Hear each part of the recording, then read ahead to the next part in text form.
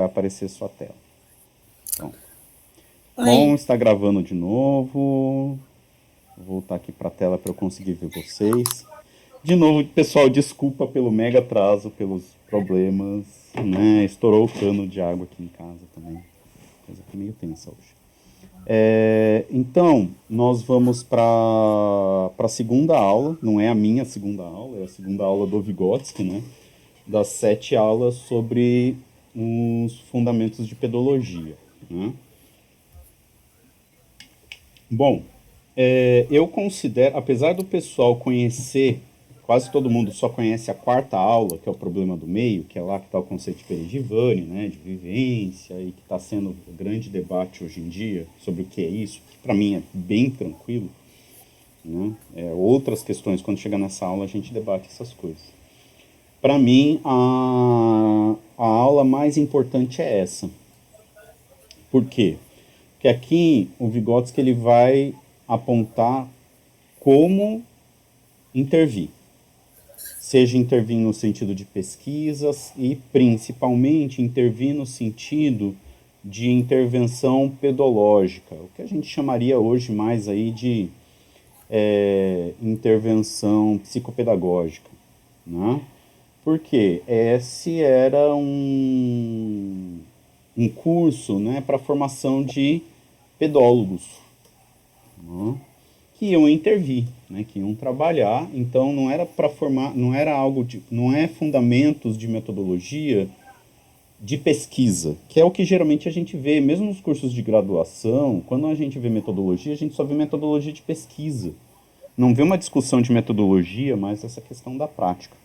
Vygotsky ele não vai separar essas duas coisas, né? Bom, pode passar o slide. Tá, primeiro algumas questões, né? Algumas coisas mudaram da época do Vygotsky para hoje em dia. Então, a gente vai ver no texto do Vygotsky que ele vai usar, como se fosse a mesma coisa, metodologia, método, procedimento, tá? Principalmente metodologia e método. Ele vai ficar trocando os dois como se fossem sinônimos. Hoje em dia, a gente separa isso. O que ele chama de. O que a gente chama hoje de método, o Vygotsky chamava de metódica, né? Conjunto de procedimentos. Então, a metodologia hoje é mais uma discussão epistemológica, filosófica, teórica, né? Mais abrangente, da ciência do método, né? O método em si é o procedimento de intervenção, né? O procedimento, o conjunto de procedimentos de intervenção, o conjunto de procedimentos de pesquisa. E o procedimento é cada ação, né? Seja para coleta de dados, seja para análise de dados, seja de intervenção, né? Então a gente tem que localizar esse texto na história da ciência. O Vygotsky está em 1934, né? Então os debates sobre ciência eles avançaram, inclusive em outras coisas como citação, né? O Vygotsky ele não é cuidadoso com as citações. É difícil saber quem o Vygotsky está citando e da onde, né? Ele às vezes só cita o autor quando muito. Hoje em dia a gente tem que citar a obra, qual é a edição, qual é a página, qual o ano, né? Para a gente ter clareza de quem que falou o que de fato, né? Na época do Vygotsky era normal as pessoas fazerem citação de cabeça, porque muitas vezes não tinha nem o livro disponível mais, né? Outra questão importante é que, assim, ele fala que o método é metaforicamente o modo de investigação de uma parte da realidade. Por que metaforicamente? Porque o Vygotsky ele é materialista. Então, ele faz parte da realidade. E a realidade ela é um todo inseparável, né? Então, a gente, metaforicamente, corta a realidade, né? Faz um recorte, mas esse recorte ele não é um recorte de fato, né? Os fenômenos estudados eles não estão isolados, como muitas vezes as perspectivas positivistas, muitas vezes as pragmáticas, elas costumam fazer esses recortes, né? E o mais importante, né, que é aqui que o Vygotsky ele se encontra com o Marx, né, e é aqui que eu vou discordar principalmente dos Lukácsianos, que vão dizer que o Marx teve uma virada ontológica, que é preciso que o Vygotsky faça uma virada ontológica, né? Não, eles são materialistas. O Marx, né, o doutorado dele já é sobre autores do materialismo, e o Vygotsky, todos os textos dele na psicologia são materialistas, né? O Vygotsky vai dizer que cada objeto demanda um método específico, então é o objeto que determina o método, não o contrário. Que é o que geralmente os Lukácsianos falam que é preciso ser feito. Se precisa ser feito, quer dizer que não foi. E isso entra em contradição com o que o Vygotsky diz, principalmente em alguns textos como o Sentido Histórico da Crise da Psicologia, que saiu como Significado Histórico da Crise na Psicologia, que está no livro Teoria e Método em Psicologia.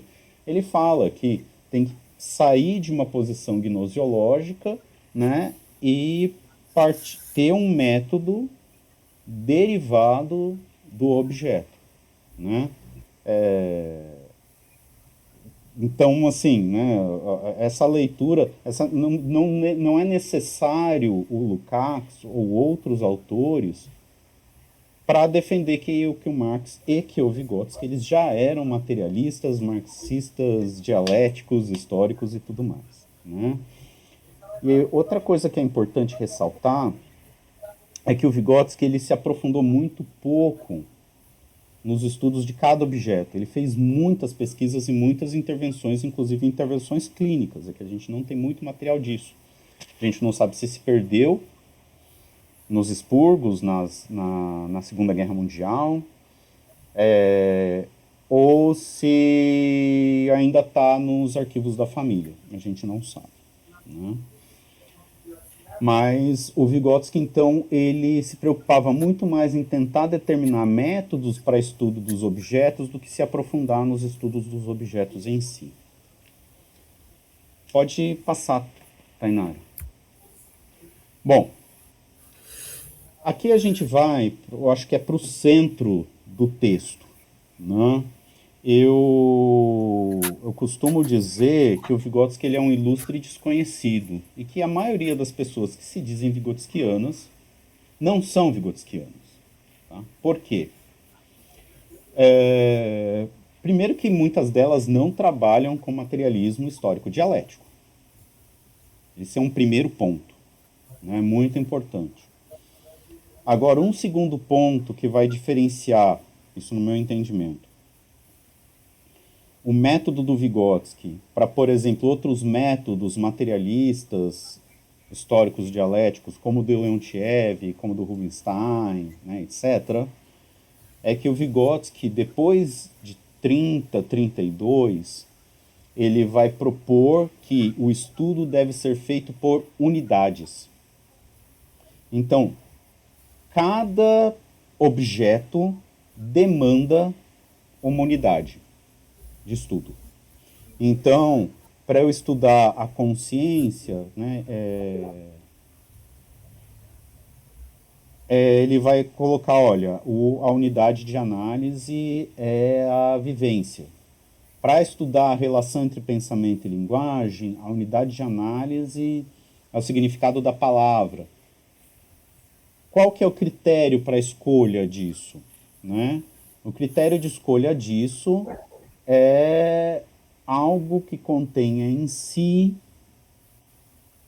todas o embrião das características do todo. Eu vou explicar isso um pouco melhor mais para frente. Isso não é novo, tá? Isso não é uma invenção do Vygotsky, né? O Hegel vai chamar isso de totalidades, que eu acho uma tradução melhor do que o português unidade, né? O Vygotsky usa muito Gestalt, que é uma palavra em alemão também de difícil tradução para o português, né? O Goethe vai usar Urphänomen, eu não sei pronunciar alemão também, né? E aí é interessante que o Vygotsky ele vai falar que, olha, o método da unidade não é um método multilateral. E aqui é uma crítica, eu entendo que é uma crítica ao multireferencialismo. Ele vai dizer, não é estudar o objeto sobre várias perspectivas. Isso não é chegar na essência do objeto. Então eu entendo que é uma crítica aí ao multireferencialismo, ao ecletismo, né? O ecletismo teórico, né? Então esse objeto eu posso me aproximar pela psicanálise, posso me aproximar pela análise do comportamento, posso me aproximar, né? Ou essa ideia pós-moderna, né, de rizomas, né? Então eu mapeio o objeto, mas eu não faço uma síntese. Que é o que parece que acontece também, por exemplo, na complexidade, né, na teoria da complexidade. E métodos de junção das partes. Né? Não é só estudar os elementos em separados, então procurar os elementos, as menores partes, e depois tentar juntar isso, que é meio que o Piaget, a maioria das análises pré-30, né, e muitas vezes, inclusive, análise de comportamento, eles fazem isso, né, procuram qualquer menor parte e tentam explicar o todo a partir dessas partes menores, que eu entendo que é para onde vai, inclusive, a teoria da atividade. Né? E esse estudo da unidade, né, é um estudo que ele é analítico. Por quê? Porque eu tenho que escolher, fazer um recorte, né, fragmentar, quebrar esse todo mais complexo em uma parte mais compreensível, que não é um elemento, já vou explicar isso melhor. E ele é sintético porque eu tento abstrair disso a essência, né, os processos, as leis, os conceitos, entender esse fenômeno concreto. Aqui não é só, mais uma vez, ele não está falando só de pesquisa, ele está falando, por exemplo, tem um caso de uma criança, eu vou procurar a unidade de análise para aquele problema, né, a unidade de estudo para aquele problema que me vem, né, para aquela questão que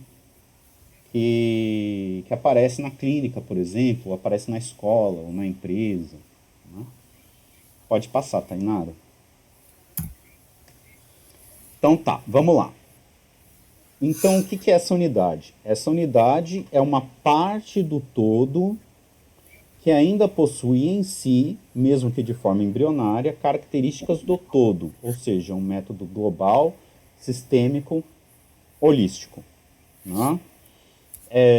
Esse método ele requer não só o estudo dos elementos que constituem a unidade, mas principalmente as relações entre eles. Por exemplo, as relações entre as funções psicológicas, ou a relação entre personalidade e meio, etc. Agora vai ficar mais... Eu vou trazer isso para exemplos concretos, eu acho que vai ficar mais fácil. Pode passar. Então, por exemplo, eu vou estudar a água. Tá? A água ela é um todo muito complexo, né? Existem várias formas de água, né? Etc. Então, qual parte desse fenômeno água, né? Desses fenômenos água, que me é mais fácil de estudar e que ainda tem em si as características do todo? A molécula de água. Então, a molécula de água ela tem elementos, né? Ela tem ali os átomos, né, de hidrogênio, de oxigênio. Mas se eu estudar em separado esses elementos, eu não vou ter as características da água, eu não vou entender a água. Porque o hidrogênio queima, o oxigênio queima, a água definitivamente não queima. Né? Vai para o próximo slide rapidinho, Tainara, que eu acho que vai ficar um pouco mais claro. Então aqui eu trouxe essas duas imagens, tá? A gente tem que pensar, aqui é importante trazer a dialética e a história. Por quê? Se a gente pensar a molécula de água parada, eu vou ver separado os átomos de hidrogênio e os átomos de oxigênio, porque o elétron ou vai estar de um lado ou vai estar do outro. Certo?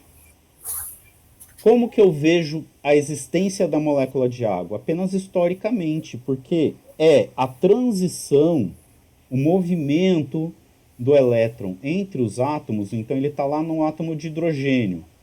O oxigênio ele está com dois espaços vazios, né? Então ele está mais positivo, ele atrai esses elétrons. A hora que esses elétrons chegam, que é a primeira figura, né? Aí os átomos de hidrogênio se tornam mais positivos e atraem de volta o elétron. E aí os elétrons voltam, então fica esse movimento, essa dialética, essa contradição, né? Essa negação da negação, né? Então os átomos se tornam mais do que eles são sozinhos, né? A gestalt, a totalidade, ela é maior que a soma do todo. O que é esse maior? O que é esse a mais? É o tempo. Né? Então é desse movimento que surge a molécula de água. O que vai caracterizar a água, que vai tornar ela um solvente universal, etc. A ponte de hidrogênio. O que é a ponte de hidrogênio? Essa relação, esse movimento, o movimento do elétron. Tá? Então eu só consigo entender o fenômeno em movimento. E quando o Hegel, por exemplo, e é o Hegel que o Vygotsky vai referenciar aqui, né, fala que você tem a negação da negação, o que é isso? Eu negar é destruir. Então eu nego o átomo de hidrogênio, nego o átomo de oxigênio, mas eles não ficam assim, eles se tornam algo novo, ou seja, eu nego o negado, por isso que chama negação da negação. Eu crio algo novo a partir disso, eu crio a molécula de água, que é totalmente diferente do resto. Né? Então, volta para o slide anterior, Tainara, por favor. Então, a molécula de água ela tem em si ainda as características, né, a essência, a gente pode dizer, da água. Se eu pegar e quebrar mais ainda, por exemplo, nos átomos, eu perco isso. Eu não vou chegar na essência da água. E aí o Vygotsky ele dá outro exemplo, né? Como por exemplo a célula para a vida. Eu quero entender um organismo, organismos vivos. Qual que é a minha unidade menor que ainda tem em si características de algo vivo? A célula. Tanto que se tem um debate se os vírus são vivos ou não. A maior parte dos pesquisadores dizem que não são, porque eles não têm uma célula. A unidade menor da vida, que tem características de vida, é a célula. Dentro da célula dá para a gente dividir em organelas, né, em várias moléculas, vacúolos, etc. Mas se eu separo essas coisas, e estudo essas coisas em separado e tento juntar elas mecanicamente, eu não vou entender a célula. Né? E esse método não é um método novo, como eu disse. Né? Se a gente pega lá o Capital, isso está muito rápido, porque o Marx e o Vygotsky, infelizmente, eles entendem que a gente sabe do que eles estão falando ali. Por Hegel ser mais conhecido e mais debatido na época deles. Mas o método do Marx é esse. Então o Marx ele quer entender o capitalismo. O que ele vai pegar? Bom, qual que é a unidade, né? Qual que é a menor parte que tem ainda em si características do todo no capitalismo? É a mercadoria. A unidade de estudo do capitalismo para o Marx é a mercadoria. E assim, então, o Vygotsky ele vai falar de outras unidades. Né? Então, por exemplo, nesse texto, ele vai dizer que é o sentido... Aliás, desculpa, no Construção do Pensamento e Linguagem, ele vai dizer que é o sentido. No Psicologia Concreta, ele vai dizer que a unidade é a vivência, que a gente vai ver no quarto texto, na quarta aula. Também no Construção do Pensamento e Linguagem, vai dizer, olha, a unidade de estudo dessas duas funções psicológicas superiores é o significado da palavra. A unidade de estudo da fala humana é o fonema, que é o som significante. Né? E então, em diferentes estudos demandam unidades de estudo diferente métodos diferentes e quem determina isso, o que eu vou estudar. Eu não determino isso previamente. Né? É eu me confrontando com o fenômeno, olhando, é a criança vindo na minha clínica, né? O adulto, ou eu olhando, estando trabalhando na escola, é a partir disso que eu vou encontrar, ok, onde que está a essência do que eu quero entender aqui, né? Em qual fenômeno que tem em si as características do todo que eu quero entender. Esse é o meu ponto de partida. E não tem problema mudar. O Vygotsky mudou, por exemplo, da consciência. Em 24, quando ele chega em Moscou, para ele a unidade, né, ele ainda não usava esse método de estudo por unidades, mas onde que estava a essência da consciência? Estava no reflexo. Então isso vai mudando. Ele vai aprimorando esse método dele com o tempo na sua relação com o objeto. Pode passar, Tainara. Fazer isso também não? Estamos sim. Então, e essa é a base para o estudo da psicologia, né? Então, as funções psicológicas elementares, né, aquelas de origem filogenética, como os sentidos, as estruturas neuronais, né, é a articulação entre elas, né, que, organizados pelo social, formam as funções psicológicas superiores, como memória voluntária, pensamento abstrato, né? Então, é como se as funções psicológicas elementares fossem os átomos e as funções psicológicas superiores fossem as moléculas. E a gente pode ter interação de moléculas também, formando moléculas mais complexas. Por exemplo, da relação entre imaginação, fala, pensamento, né, e controle manual dos músculos, a gente tem a escrita. E vejam que as funções psicológicas superiores, elas não são influenciadas pelo social. Elas são o social internalizado. Então eu posso nascer com um cérebro capaz de aprender gramática, né, com controle das cordas vocais, com as estruturas auditivas, o controle da língua, né? Mas o português está nas relações. É a partir da imitação e das relações que a criança constrói com a mãe que surge a fala, mas não é qualquer fala. É o português, por exemplo. E se a criança, por exemplo, não conseguir usar as cordas vocais, ela vai falar? Pode ser que sim. Como? Com as mãos. Né? Libras. Né? Um outro tipo de fala, entre aspas, por assim dizer.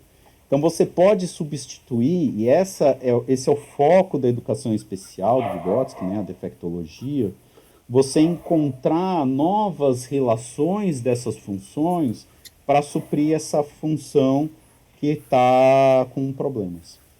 Né? Pode passar. Então, o Vygotsky ele vai dizer que a pedologia, né, o método de intervenção na pedologia tem 3 especificidades. A primeira especificidade é esse estudo por unidade. Né? Então, a gente tem que escolher qual eu vou chamar aqui de zoom do real. Né? Então, eu posso ir desde lá dos níveis quânticos até os níveis astronômicos, né? Passando aí pela química, pela biologia, pela psicologia, pela sociologia. Só que não é interessante eu, por exemplo, utilizar da física para explicar questões sociológicas. Isso parece óbvio, mas é muito comum, por exemplo, a gente usar elementos, como por exemplo, comportamento inconsciente, né, para explicar o todo. Então é como se eu usasse só o átomo de hidrogênio para explicar a água. Né? Então eu tenho que escolher qual que é o nível de análise que eu vou fazer. Né? Do real, aqui sem abstração, qual que é o nível do real. Então, por exemplo, para estudar alimentação, eu não vou estudar, por exemplo, o mecanismo reflexo do joelho. Eu vou estudar o sistema gastrointestinal, que é o que mais me interessa. O joelho está lá, o joelho existe. Pode até ser que tenha alguma relação, de repente, com a posição que a pessoa utiliza, né, para ir no banheiro e tal, mas isso não é o mais importante. Né? Então, a primeira coisa que a gente tem que tentar determinar, e isso é pela relação com o real, com o objeto, é esse nível, aonde do real que eu estou mais interessado. E aí o Vygotsky vai dizer, olha, existem três correntes nesse sentido na pedologia. A corrente que vai focar na questão da hereditariedade, então o homem nasce pronto, por assim dizer, né? Ele só desenvolve aquilo que já está nele. E aí o Vygotsky vai dizer, olha, isso nega o desenvolvimento, porque não tem nada novo, já está tudo lá. Ou que está tudo no meio, que o homem é uma tábula rasa, é uma página em branco, que o meio escreve tudo ali. Mais uma vez, está tudo pronto no meio, né? Só tudo impresso do meio. Então também não tem nada novo. Então nega o desenvolvimento nesse sentido. E a terceira via, que é onde ele se encontra, que existe uma relação mútua entre hereditariedade e meio, né, formando o desenvolvimento da criança. Ele não está sozinho aí, né? Outros pesquisadores, como por exemplo Piaget, também estudam nessa forma. Mas o Vygotsky se diferencia do Piaget, por exemplo, porque o Vygotsky vai tratar disso de uma questão, de um ponto de vista materialista, histórico, dialético, hegeliano, marxista. O Piaget ele vai partir de uma posição a priori racionalista, né, kantiana. Então ele tem algumas coisas que ele traz antes já. E aqui o Vygotsky, na página 46 do texto, ele adianta uma questão que a gente ele vai aprofundar só lá na quarta aula, que é o problema do meio, que ele vai falar que o meio ele é relativo à criança. Então, uma criança, por exemplo, o divórcio dos pais vai ter um impacto diferente dependendo da idade da criança. Se forem três, ele até dá o exemplo dos três irmãos com a mãe alcoólatra depois, né? Mas isso a gente vai aprofundar depois também. Pode passar, Tainara. A segunda especificidade, olha que interessante. A segunda especificidade é o método clínico.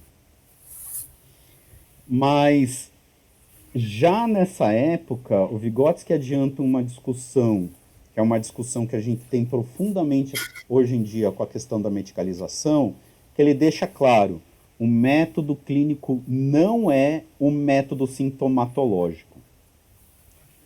O método dos sintomas. O que ele quer dizer com isso? Que eu não posso entender o fenômeno por aquilo que está aparente. Né? E o CID, o DSM, eles são todos sintomatológicos. É um monte de médicos se reúnem, agrupam sintomas. Bom, que nome a gente vai dar para esse grupo de sintomas? Autismo. Ah, então é autismo. Esse conjunto de sintomas nos dizem algo sobre a essência, né, nas palavras do Marx, do Hegel, ou sobre os processos, sobre as causas, sobre os mecanismos disso? Não.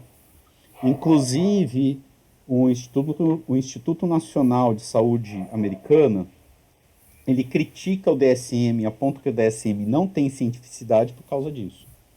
Por questões políticas, né, por parecer que vários pesquisadores, autores do DSM, receberem verbas de corporações da indústria farmacêutica, né? Mas também justamente por eles não trazerem a questão dos mecanismos, né? Então, o que causa a depressão? A gente não tem muita clareza ainda. A gente sabe que tem questões hereditárias, questões da vida das pessoas, mas, por exemplo, muitas pesquisas colocam que a depressão se caracteriza por um desbalanço nos neurotransmissores. Mas isso é causa ou efeito? Como que isso acontece? Por que isso acontece? Onde que isso acontece? Né? Então, primeira coisa, Não é pelos sintomas, né? Os sintomas, eles são o começo do processo, não o fim. E por isso que geralmente os neuropsicólogos lurianos, vigotskianos, eles vão intervir durante o processo de elaboração de um teste, por exemplo. Que é muito mais importante que saber qual o score da criança ali naquele teste, é perceber e avaliar como que a criança está realizando aquela atividade, tentar entender como que aquilo, por que aquilo está acontecendo daquele jeito, né? Então, o método clínico, para o Vygotsky, é o estudo dos processos que subjazem os sintomas, ou seja, estuda a essência e não a aparência, estuda os mecanismos e não as características. Citando aqui uma citação clássica do Marx, né? Se a aparência bastasse para compreender a realidade, não precisaríamos de ciência. E se as aparências bastassem, bom, então a Terra gira, o Sol gira em torno da Terra. A gente teve que ver pequenas contradições na nossa realidade, né? Então, a mudança das estrelas, né? A mudança da posição do Sol, todas essas questões para perceber, não, calma aí, pera lá. É o contrário, é a Terra que gira em torno do Sol. Então teve que se fazer um estudo, e isso não foi algo simples, né? Teve que passar lá pelo Copérnico, pelo Galileu, pelo Kepler, pelo Newton, até chegar no Einstein, e a gente ainda não tem a resposta final disso, né? Por exemplo, a gente não sabe direito o que é a gravidade, porque para a quântica é uma coisa, para o Einstein é outra. Então, definitivamente, a aparência não basta. E o que é a aparência na clínica? São os sintomas, né? Nesse sentido, Vygotsky vai muito na direção do Freud, né? De que o Freud também não se contentava com sintomas, ele queria saber as causas.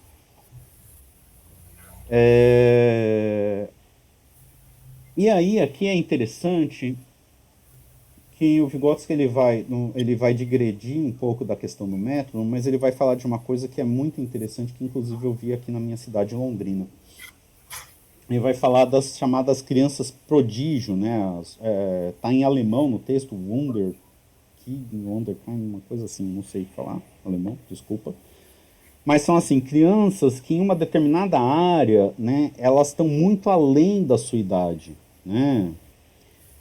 Mas o que a gente percebeu hoje em dia? Que essas crianças que elas... e o Vygotsky já vai alertar para isso já nessa época. Olha, a criança ela não é uma criança genial. Esse prodígio, na verdade, nos indica um problema.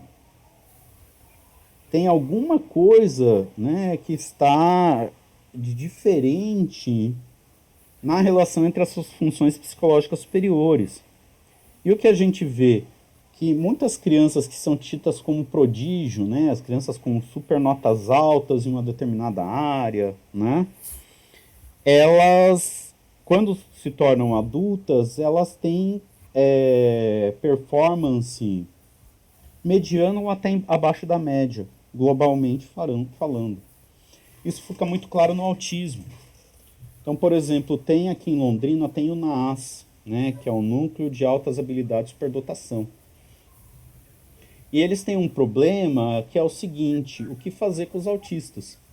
Porque em determinadas áreas, os autistas, eles se sobressaem muito. Mas em outras, e é isso que caracteriza o autismo, né, nas questões das relações sociais, eles não têm muitas dificuldades. Então, coloca eles no programa de altas habilidades ou coloca eles no programa de necessidades especiais, na classe especial. Né? E aí o Vygotsky ele vai nos dar um critério mais interessante. Ele vai dizer, olha, a genialidade é quando a criança se aprofunda no desenvolvimento de características da sua idade. Né? E aí ele dá o exemplo de uma criança que, por si só, né, resolve questões de matemática que uma criança da idade dela conseguiria aprender, mas ele conseguiu desenvolver isso sozinho. Né? E mais uma vez lembrando, aqui a idade é uma idade pedológica. É uma idade que ela não é fixada no tempo. Então não é assim, a criança com X anos tem que ter tais características. Eu tenho que levar em consideração as características hereditárias da criança e principalmente as questões sociais, né? Isso vai ficar claro daqui a pouco. Passa para mim, Tainara. Onde que isso vai se diferenciar? Aqui na terceira especificidade. Então, no primeiro encontro, e até agora, eu estava falando de comparação com o normal, por assim dizer, né? Então, no primeiro texto, até o Vygotsky fala, olha, a gente pega, faz um estudo da população e compara a criança com essa população. Mas isso é só para a gente começar a se aproximar de entender o que está acontecendo, né? Qual que é a principal forma de avaliação que eu vou fazer dentro desse método clínico? É um método genético comparativo. Ou seja, mais importante que comparar a criança com outras é comparar a criança com ela mesma, né? Então eu começo, faço ali uma primeira avaliação, daqui 3 meses faço uma outra avaliação, daqui 6 meses faço uma outra avaliação, daqui 1 ano faço outra avaliação, né? E aí eu comparo, tá, esse 1 ano com os 6 meses anterior e com o começo. O que tem de diferente? Isso é muito mais importante do que comparar, por exemplo, com a população em geral, né? Um exemplo meu. Eu trabalhei com uma população de crianças em situação... adolescentes, na verdade, né? De 13 a 14, 15 anos. Aqui em Londrina. E eram jovens em situação de vulnerabilidade social, né? E eu posso dizer que praticamente todos eles eram analfabetos funcionais. É uma questão que inclusive aparece muito na graduação. Tem vários alunos assim. Eles conseguem decodificar as palavras. Alguns deles até liam bem devagar, né? Então, tipo, a pessoa subiu no telhado, né? Então vai decifrando sílaba por sílaba, palavra por palavra. E aí muitas vezes não consegue ter com clareza qual que é o significado do texto, né? Também tinha uma capacidade de abstração e imaginação muito limitadas. E o que eu usava com eles, que era o RPG, exige muita a capacidade de abstração e de imaginação abstrata. Então o que eu fiz? Se você comparar eles com a população em geral, eles estão muito abaixo, né? Muito, muito abaixo. E aí que eu vi um problema, né? Não conseguir ler e interpretar texto é um problema muito sério para a pessoa e para a sociedade, visto que a gente está passando hoje em dia no Brasil.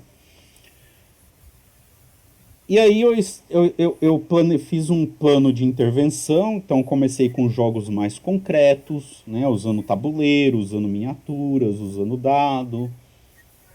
E com o tempo eu fui tirando esses elementos mais concretos, né, e descrevendo mais abstratamente as situações. A gente assistiu filmes, né, também, para eles terem mais uma variedade de imagens, né, de experiências. Quando alguém chegava atrasado, eu dava para eles um negócio chamado livro-jogo, que é uma história que você vai escolhendo para onde ir no próprio livro. Só que era curtinho, então cada escolha tinha ali um parágrafo e a aventura toda tinha 3, 4 páginas, né? E ao fim de 1 ano e meio de intervenção, eles já estavam pedindo livros e revistas emprestados. É claro que se eu comparar, e aqui é o ponto principal, se eu comparar o desenvolvimento deles com o desenvolvimento de jovens da mesma idade, né, a média da população ali, daqui de Londrina, a capacidade deles de leitura ainda era mais baixa. Mas, se eu comparo a capacidade de leitura deles no começo da intervenção com o fim da intervenção, eu vou ver um salto de desenvolvimento muito grande. Então, para mim, é muito mais importante isso, esse salto de desenvolvimento. Esse ganho de qualidade na leitura, na imaginação, na escrita, do que eu comparar a score. Né? Então, o quantitativo, ele nos dá uma ideia geral para começar a entender os processos, onde que pode estar o problema, onde que pode estar o que a gente quer investigar e intervir. Mas é o qualitativo, né? É aquela lei da dialética, né? O quantitativo se transforma em qualitativo, né? Você tem um salto qualitativo. Não é coincidência. O Vygotsky estudou profundamente o Dialética da Natureza do Engels. Né? Então, mais importante é esse salto qualitativo. É entender como que se deu essa mudança, esse novo no desenvolvimento.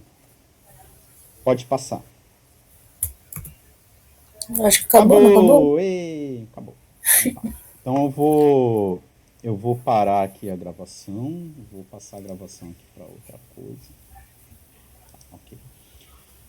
Então, pessoal, o Vygotsky nesse texto ele nos dá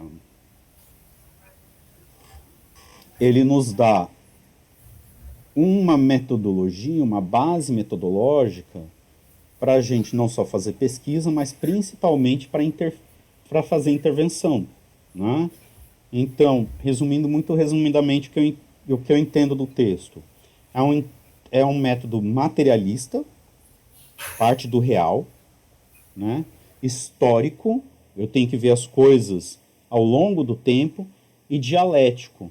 Dialético aqui no sentido que o objeto se modifica ao longo do tempo e também o meu pensamento sobre esse objeto se modifica ao longo do tempo. E é a partir desse núcleo que o Vygotsky vai desenvolver todas as teorias dele, principalmente pós-30. Né? E é aqui também que eu acho que está um pouco da diferença com a teoria da atividade do Leontiev. Que a teoria da atividade do Leontiev o Leontiev vai dizer, olha, a psicologia tem como objeto a atividade, que é a nossa única unidade de análise.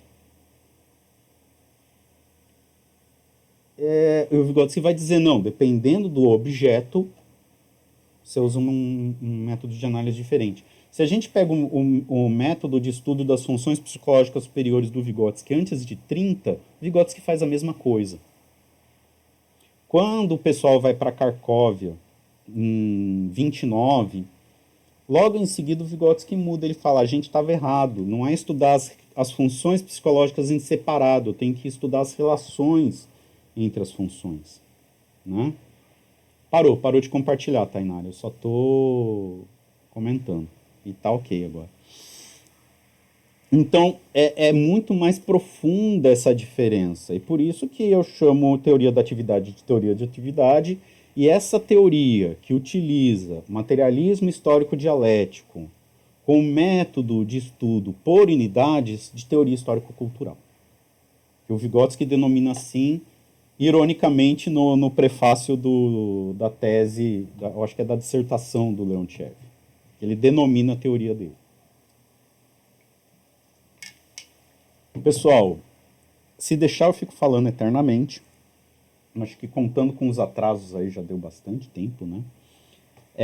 Perguntas, comentários, críticas, o que vocês entenderam, o que vocês não entenderam, querem trazer casos de vocês, exemplos.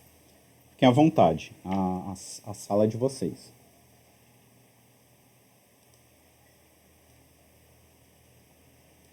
Pode mandar no chat, se quiser que eu passe a palavra, levanta a mão, que aí eu passo a palavra.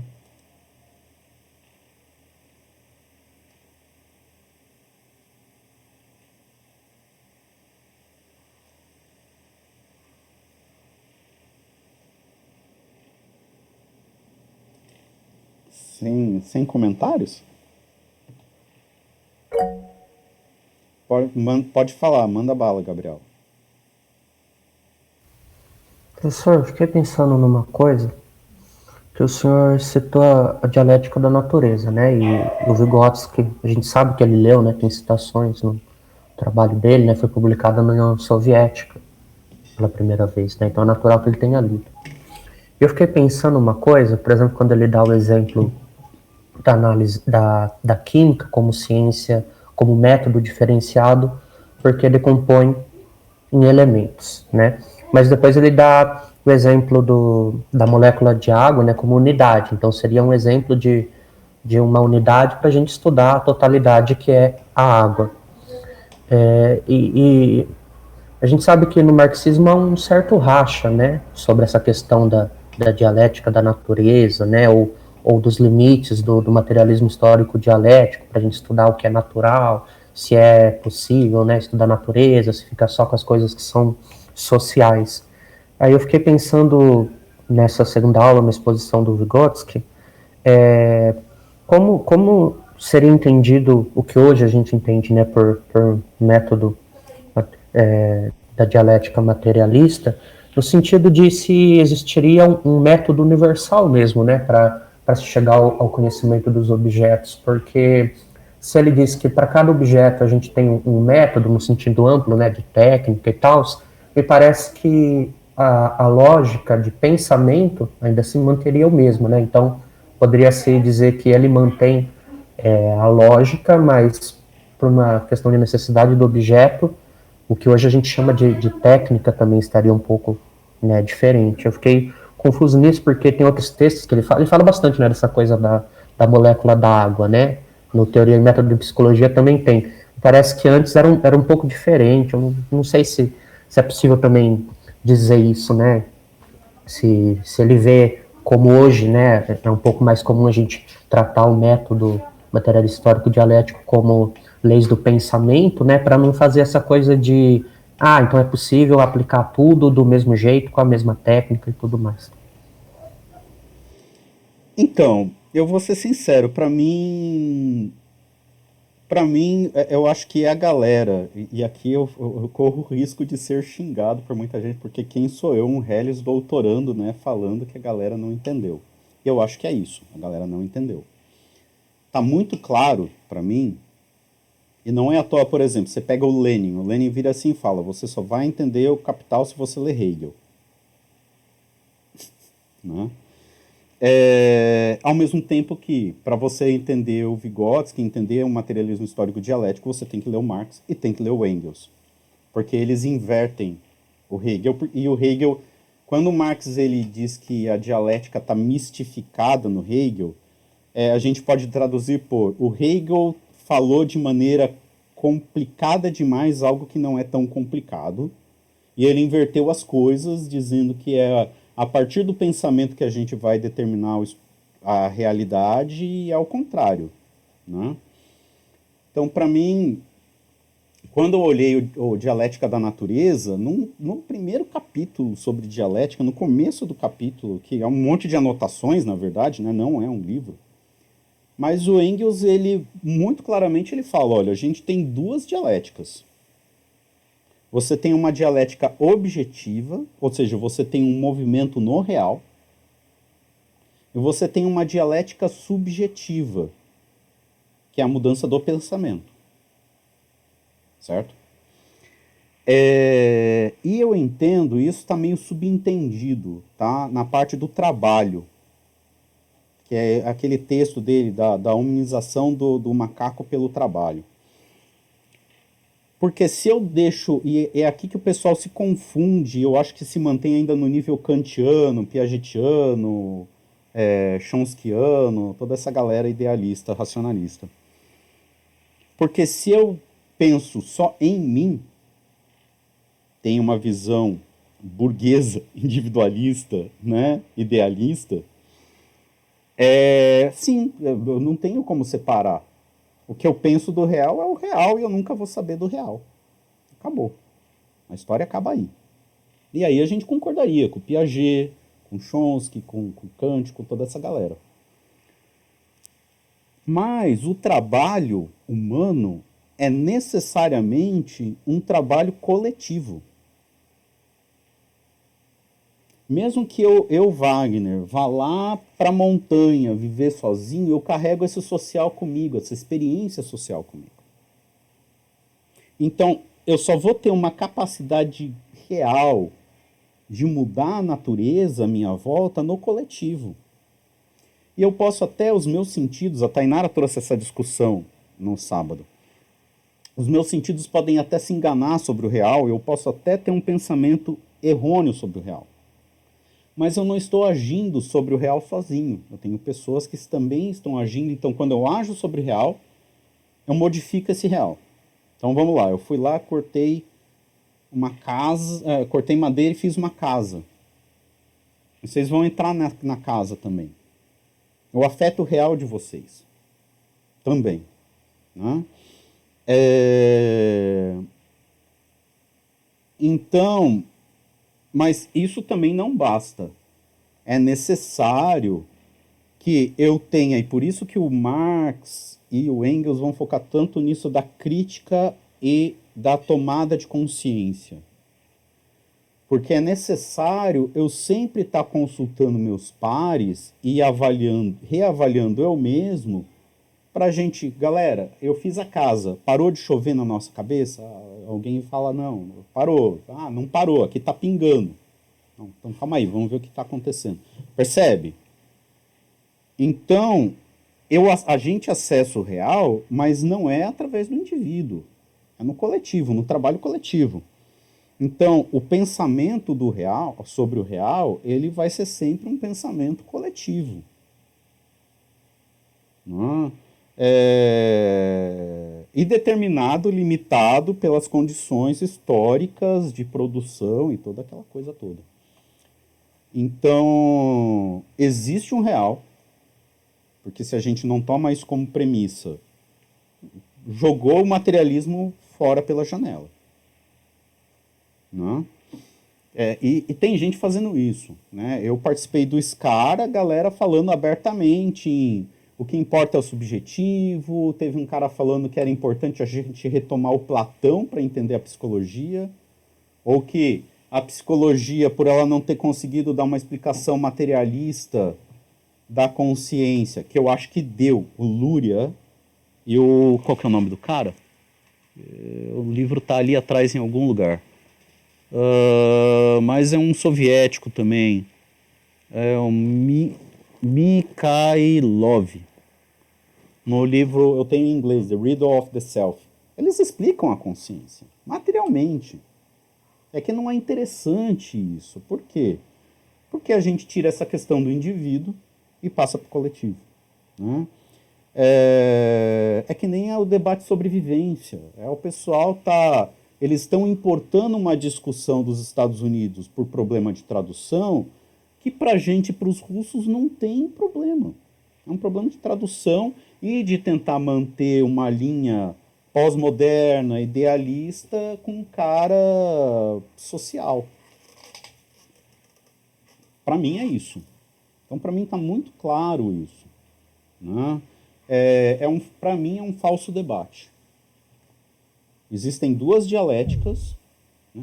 Opa, alguém caiu. Existem duas dialéticas, né?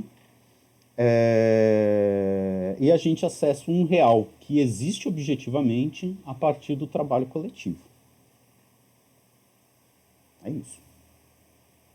Obviamente, muita gente vai discordar de mim. Não sei nem se você discordar de mim também, tudo bem, não tem problema. Vamos discutir.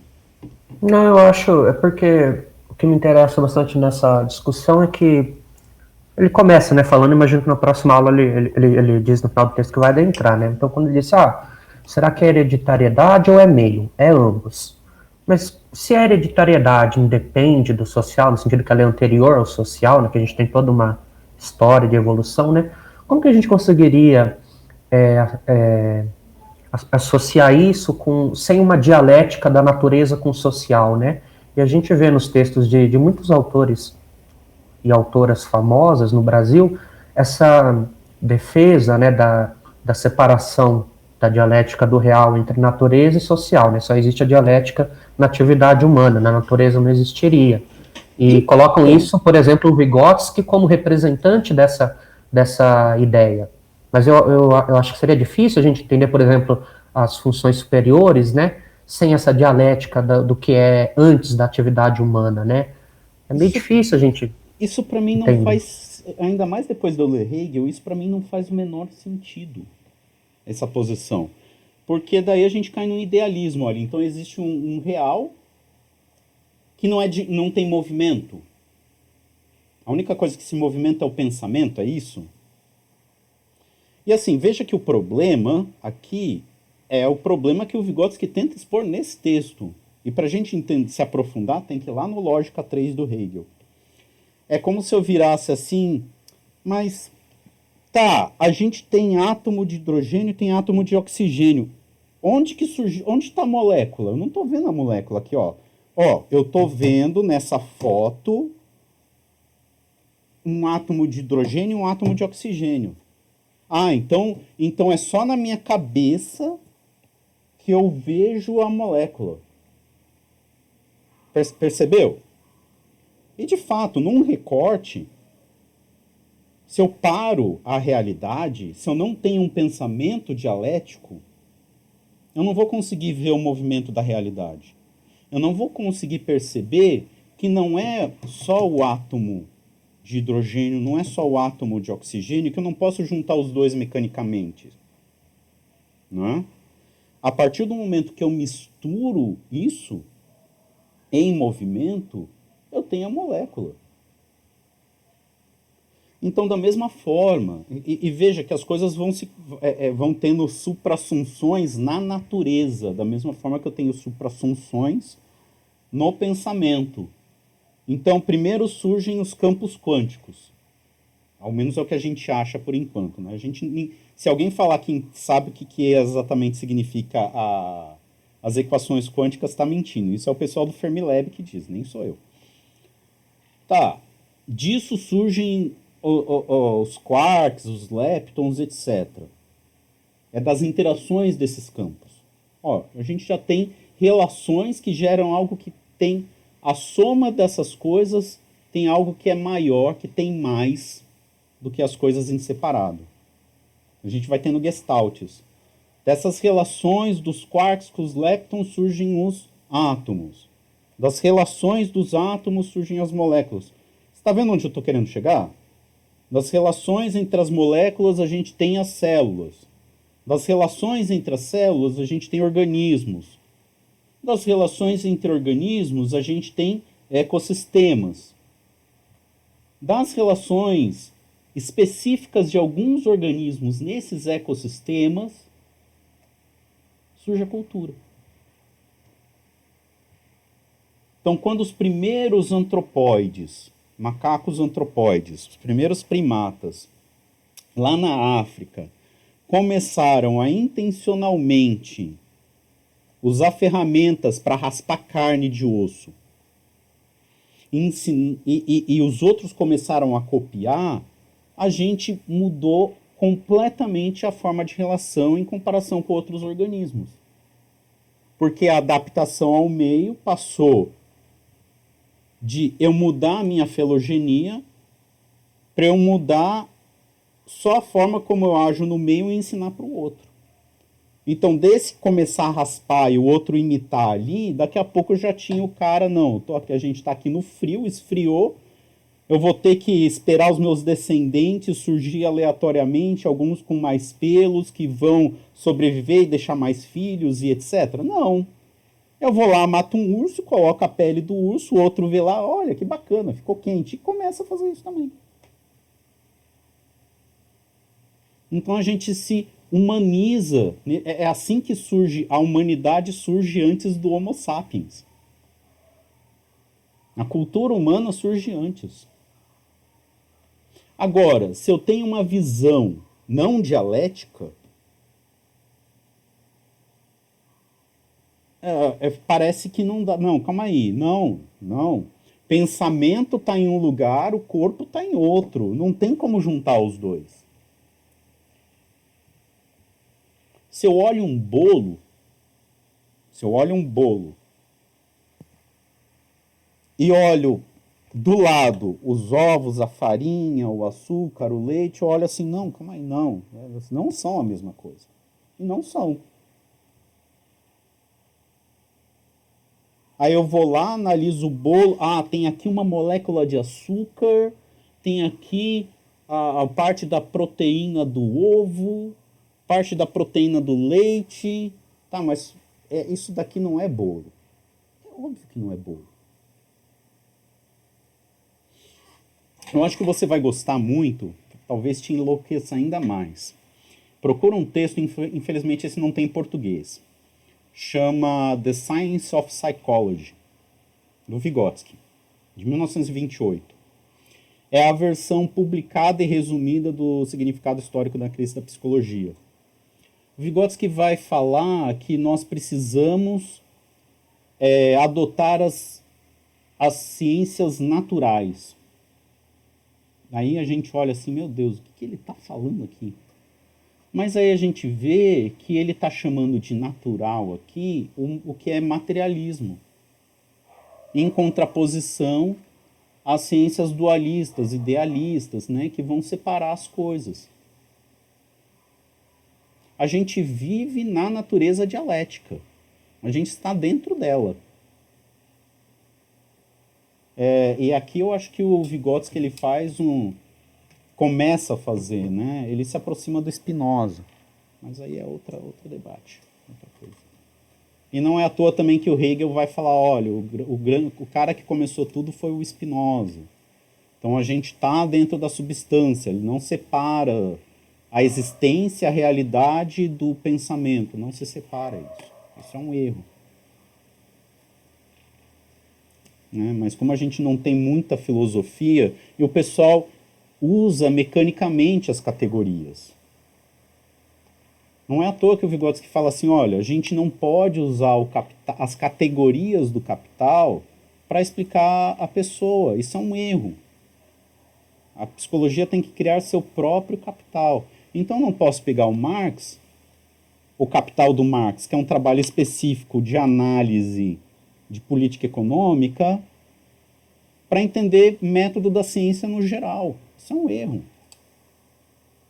Eu tenho que ver qual que é a lógica, o método, e aí aqui a gente pode até dizer, existe um método universal, um método dialético. O que é um método dialético? Ele vem do objeto e está em movimento. Como que eu vou estudar esse objeto, então? É o objeto que determina. Mais do que isso, aí a gente cai em a prioris. Agora é diferente, por exemplo, o Vygotsky passou um tempão estudando, por exemplo, a relação personalidade e meio. Olha, a unidade interessante para estudar isso é a vivência. Eu não preciso começar do zero, eu posso partir de onde o Vygotsky parou. Então também, eu também, toda vez, ter que encontrar com o objeto, que é o pessoal, por exemplo, da Grounded Theory faz, né? Não, eu vou lá e eu vou começar do zero um entendimento do fenômeno, uma construção metodológica. Eu pego e ignoro toda a produção científica, inclusive a minha própria história cultural, eu enquanto pesquisador. Então é um outro erro. No meu entendimento, posso estar totalmente enganado também. Não sei se fez sentido para você.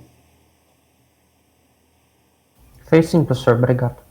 Não, comenta mais aí, fala o que você achou, se eu pirei demais na batatinha, não sei. Professor, é difícil eu falar porque eu tenho veja bem, né? Como eu disse, o marxismo ele é rachado nesse ponto, né? No meu entendimento é a mesma coisa, não existe uma separação assim do que, né, seria estranho a gente ler qualquer trabalho em dialético, do Hegel até depois, e pensar que na natureza não existe isso. Quantos exemplos, né, existem, seja no Capital, seja em qualquer outro texto, né? Então me incomoda um pouco, né? Sou suspeito para falar, mas a minha tendência é a entender assim, né? Não existiria no movimento geral da realidade uma separação de que só tem dialética na sociedade, só pode usar materialismo histórico dialético para falar de economia, de sociologia, e aí, claro que também é uma discussão interessante porque a própria ciência natural se afasta disso, né? Então existe uma grande crítica ao marxismo por isso, de considerar uma dialética da natureza, e aí meu cachorro começou a latir. Não, sem problema, tá indo bem, tá indo bem. Aí, e aí você começa a pensar, né, se isso não deveria ser excluído então, né? Também tem aquela questão do Marx falar que esse método então só pode ser usado para a economia política. E aí fala então que como Engels escreveu a dialética da natureza, ele já teria rompido, né? Então o marxismo puro seria só o do Marx, né? Eu acho uma grande bobagem, mas opiniões. Tem um pessoal que diz que a psicologia não pode ser marxista porque é uma ciência burguesa. Então Marx não poderia ter lido Adam Smith e Ricardo também, né? Eles não entendem essa ideia de negação da negação, de suprassunção. Eles só entendem que é negação. Então eu nego. Essa questão do materialismo tem uma questão política muito forte aí, porque a gente teve o caso Lysenko, né? Que foi o equivalente soviético da nossa cloroquina, né? Mas são questões que, se você olhar para o contexto político concreto ali, das relações, a gente esquece que fazer ciência também envolve pessoas e portanto, necessariamente é político. Mas tem pessoas que tentam estudar física, biologia, de forma séria, dialeticamente. Eu acho que a chave para entender isso, tá? Na verdade, está no Lenin. Tem um texto do Lenin, eu estava até procurando aqui, chama Materialismo e Empírio-Criticismo. Principalmente o capítulo que ele vai fazer uma crítica ao Mach. Vou escrever aqui. Mach. Tá? Aí você fala, o que tem a ver isso? Tá. O Lenin, ele vai apontar quais os problemas. E isso quando eu li, me espantou, assim, porque eu não era fã de Lenin, nem conhecia direito. Eu estava lendo Ilienkov, eu bati nisso, eu vou ler a fonte. Eu estava estudando justamente as origens da física quântica, para tentar entender onde que está esse real, o que é esse real. Esse trabalho do Lenkov também já está num momento diferente, né? Porque na União Soviética a gente vê, por exemplo, uma resistência às ideias do Einstein, ao Big Bang, né? E quando o Lenkov ele escreve, ele já está aceito, né? De novo, tanto que ele dá o exemplo da teoria da relatividade do Einstein como prova da dialética na natureza. Olha, né? Eu acho que um dos grandes desfavores que o Lukács fez foi, nossa, ai meu Deus, eu lendo o Ontologia do Ser Social, e aí o Lukács fala assim, não, que a gente não pode considerar o Einstein, da galera lá da física quântica, basicamente é o Einstein e o Schrödinger, que eram materialistas, buscavam assim, falavam, não, existe um real, eles eram realistas, né? Aí ele vira assim e fala, não, a gente não pode, a gente tem que denunciar as teorias do Einstein. Por quê? Porque são burguesas e o Einstein é burguês. Como assim? Não faz sentido isso. E faz menos sentido ainda depois quando ele vai criticar, ele vai elogiar o Schrödinger. E você fica assim, mas qual o critério? Né? Então é um falso debate. E que isso já tá no Lenin. O Lenin ele vai falar, olha, essa posição filosófica do Mach, ela é problemática do ponto de vista científico e do ponto de vista social. Ele vai apontar que isso vai alienar a consciência do trabalhador. Aí você e o que tem a ver isso tudo? Mach foi o grande inspirador do Bohr, desse campo da física quântica que depois vai virar essa coisa de não pergunte, só calcule. Ele fala claramente, a gente não sabe da realidade. É uma besteira perguntar da realidade. E o Einstein lá falando, não, existe uma realidade, essa explica. Aquela história do gato do Schrödinger é o Schrödinger tirando um sarro dos caras. Ah, então pela teoria de vocês, então enquanto eu não abrir essa caixa, o gato tá morto e vive ao mesmo tempo. É isso mesmo? Vocês têm certeza disso? Era uma crítica, não é um exemplo de que é... Não, é o Schrödinger falando, não, não é assim. Ele criticava, inclusive, a interpretação do Heisenberg e do Bohr da equação dele. Mas por que isso é importante para a gente? O Mach vai influenciar muito um outro cara, que é o Popper, que junto com Hayek vai formar a Sociedade Mont-Pelerin, que vai fundar e vai estar por trás de grande parte dos think tanks neoliberais hoje em dia e que vão pautar a forma de se entender ciência. Então não é uma coincidência. Percebe? Aí o pessoal fica lendo Hannah Arendt, fica lendo umas coisas assim, fica questionando, né, falando, não, Marx ele não era materialista até um certo ponto. Como assim? Ah, o Vygotsky... E detalhe, é complicado, porque o Leontiev chamou o Vygotsky de idealista também.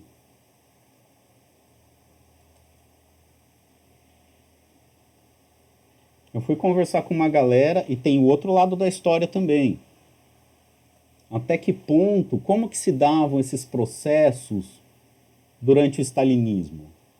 Porque, desculpa, nem hoje em dia, com internet e celular, uma única pessoa consegue controlar um país gigantesco. Naquela época, tinha telégrafo e carta. Vai me dizer que o Stalin fez tudo. Ele assinou e pensou em cada execução e cada... Não, calma aí, como que foram esses processos? Quais eram os critérios, por exemplo, para a pedologia ser banida? E isso vai passar, no nosso caso, pela definição do debate do que é ciência. Então, eu acho que é aqui que é importante a gente ter consciência de que ciência também é trabalho e de que ela também é determinada pelas relações de produção. A academia nossa, a universidade nossa, tem um modo de produção medieval, não é nem burguês, é medieval. Por quê? A gente se relaciona com os nossos professores, com os nossos orientadores, num sistema de vassalagem e de títulos de nobreza. Se fosse burguês, ainda estava melhor, eu acho. Percebe?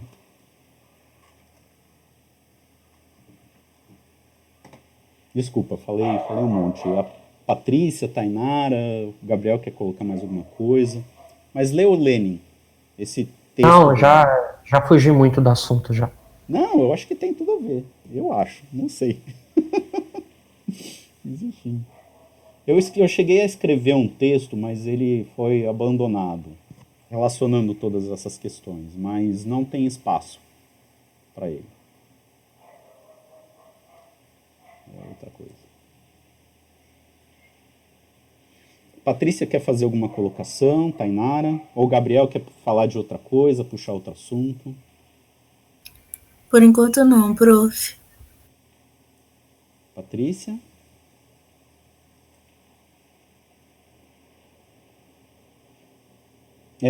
Gabriel, você quer trazer mais alguma colocação?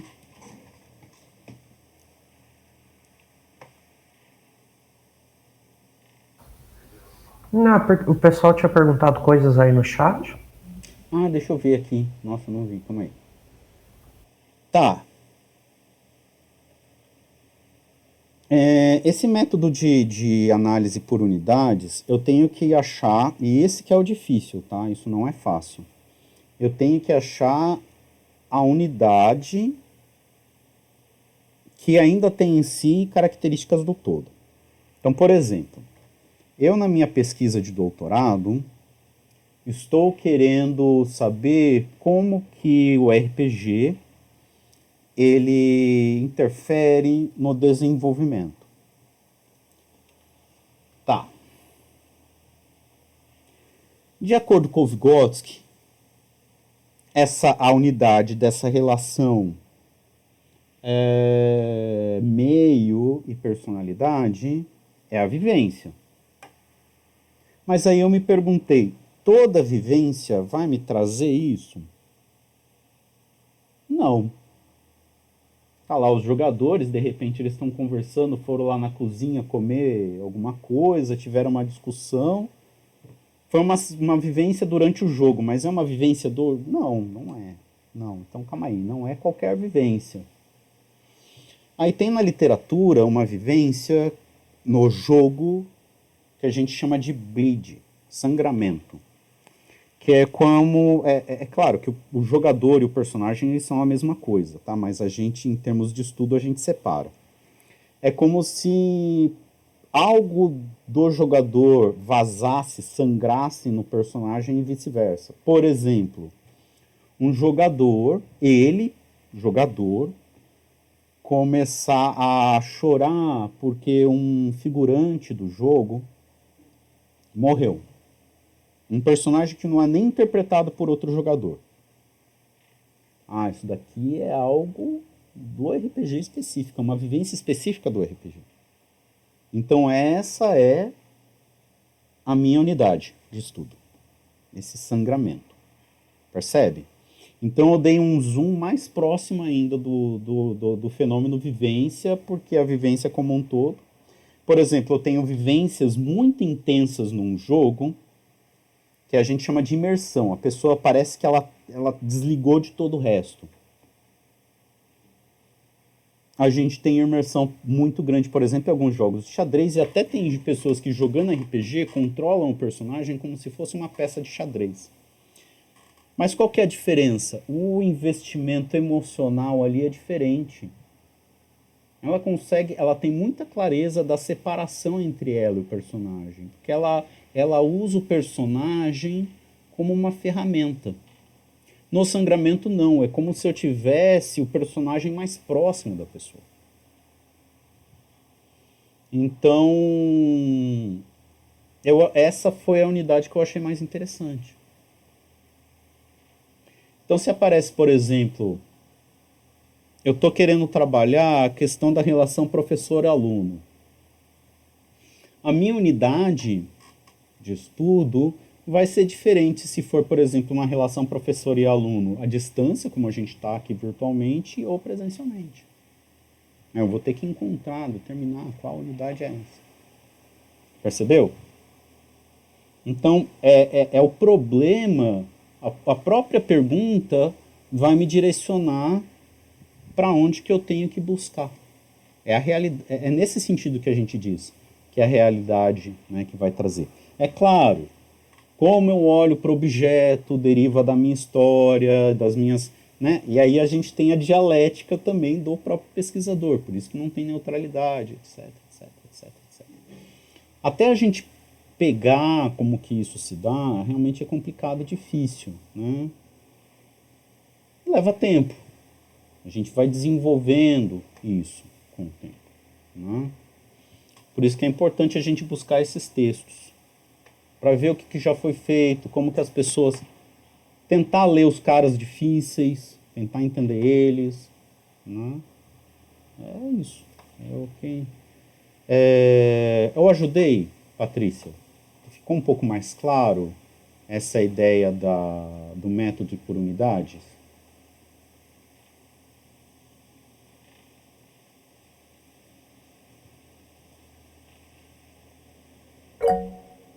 Pode falar, Gabriel.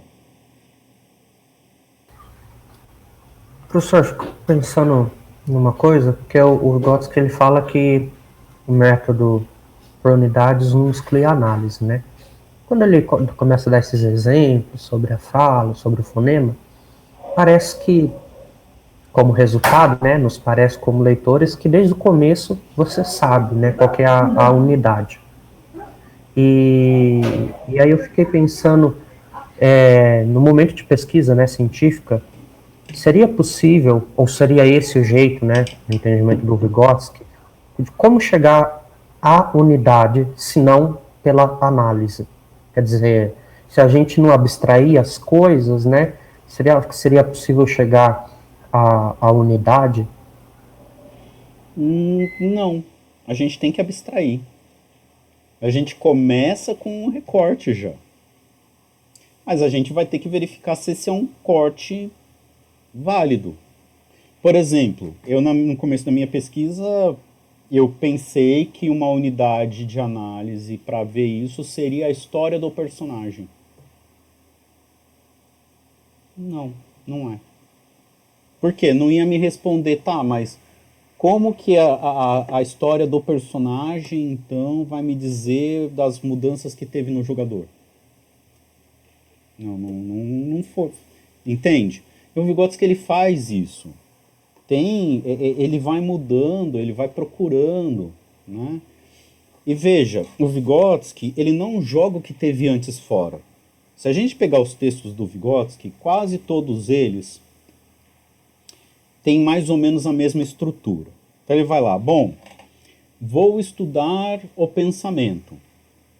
O Tordain que vê o pensamento assim, assim, assim, assim, assim, tem uma contradição no próprio pensamento do Tordain que assim, assim, assim, que não responde isso. O Watson vê o pensamento assim, assim, assim, ou Piaget, ou Freud, né? A partir dessas contradições, aí ele vê onde que está o problema, onde que as pessoas, né, não têm desacordo dentro delas mesmas, né? Tem contradições dentro da própria teoria e entre as teorias. Isso já vai apontando para ele um caminho mais interessante. Um texto que o pessoal não gosta muito, e eu pessoalmente gosto bastante, é o capítulo 5 do Construção do Pensamento e Linguagem, que é mais ou menos isso. Olha, o Stern estava lá pesquisando a origem do conceito, ele pegou umas pedrinhas, colocava umas palavras sem sentido lá e pedia para a criança denominar a palavra. Aí a gente fez um experimento parecido, né, adaptado, o experimento do Sakharov. Aí ele descreve, a criança começa pelos agrupamentos, idiosincrasias, vai para os complexos e vai para o pseudo-conceito.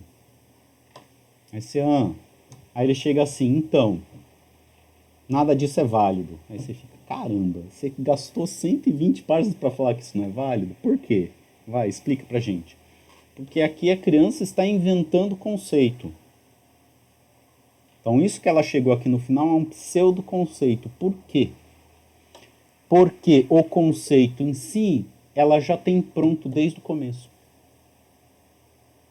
Então a criança não inventa a palavra casa e a ideia casa. Ela imita o adulto. Então existe esse processo de construção, esse experimento do Sakharov é muito importante para mostrar como que a estrutura do pensamento da criança varia ao longo do tempo, mas ele não explica a formação do conceito como um todo. Por quê?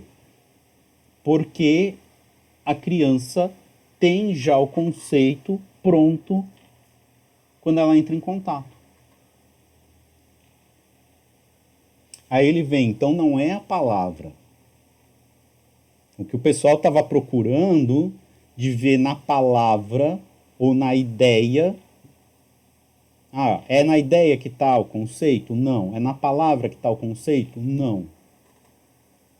Então aonde que está? Está no significado da palavra.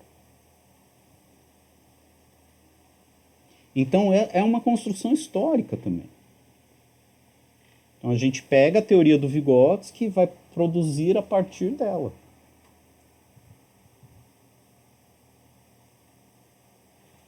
E é isso. Não sei, fez sentido? Fez sim. Eu acho que é nessa direção que a gente vai. Então, a gente vai fazendo recortes, né? Vai se aproximando do objeto. Né? Eu, quando comecei a trabalhar com os meninos lá, eu levei um RPG totalmente abstrato, que eu imaginei que ia ser do interesse deles, né? Uma coisa mais urbana, assim, mais contemporânea. Então, tudo errado. Tive que reavaliar, onde que está esse problema? Bom, eles estão com esse problema de abstração, tal, não sei o quê. Então, qual que é o meu foco? Eles estão com o problema da imagem. e da representação. Que eu preciso da imagem, para da imagem surgir a abstração e trabalhar isso. Então eu mudei. Então eu passei. Eu achava que bastava eu trabalhar com o interesse. O interesse era o meu foco. Não, esse deu errado. Tem que ser outro. Não tem problema.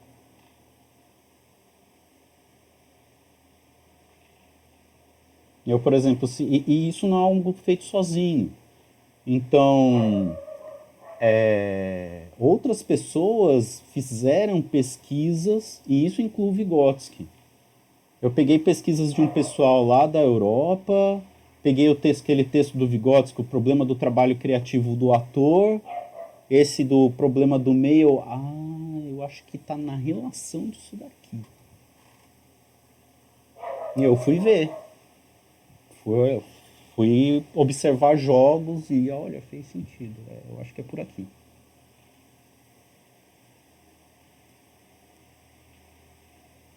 É o que o Marx fala, que o método de pesquisa é diferente do método de exposição. Então a gente pega o Marx, pega o Vygotsky, a coisa está mais ou menos ordenada já.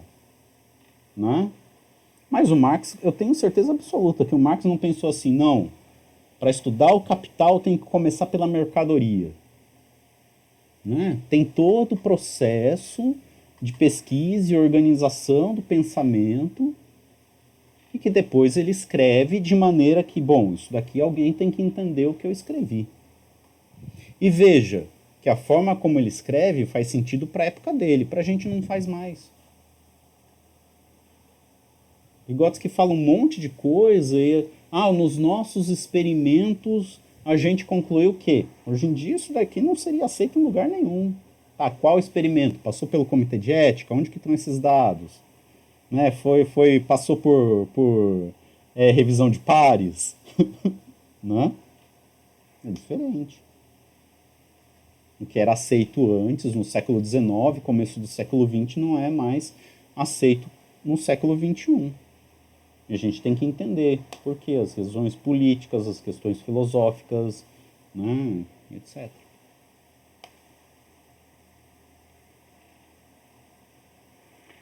Pessoal, acho que eu estou falando demais. Alguém mais quer fazer alguma colocação, falar alguma coisa?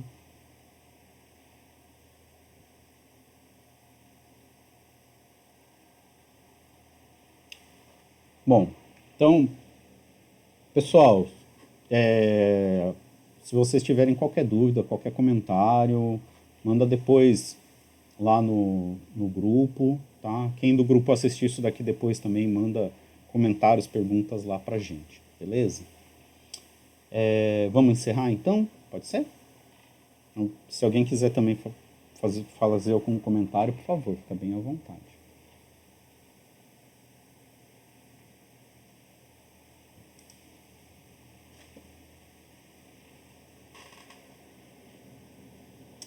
Então é isso. Boa noite, Patrícia, Gabriel, Tainara. Boa noite, prof. Tudo de bom. Boa noite. Tchau, tchau. Boa noite, gente.